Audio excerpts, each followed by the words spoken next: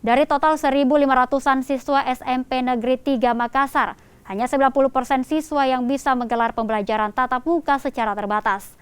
Ada sekitar 200-an siswa yang tidak mengikuti sekolah, lantaran mereka tak mendapatkan izin dari orang tua untuk mengikuti pembelajaran tatap muka secara terbatas.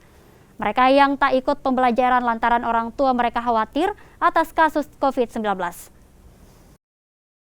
Kami kan sudah mengirimkan link, kemudian dalam linknya itu ada form yang harus diisi oleh orang tua sebagai bukti tertulis bahwa mereka mengizinkan anaknya, dan itu ditandatangani baru dibawa ke sekolah. Nah, kami berkesimpulan bahwa mereka yang belum memberikan izin secara tertulis berarti belum mengizinkan. Nah, dan mungkin itulah tadi kami katakan, kenapa memang belum, ya mungkin masih ada yang ragu-ragu. Tetapi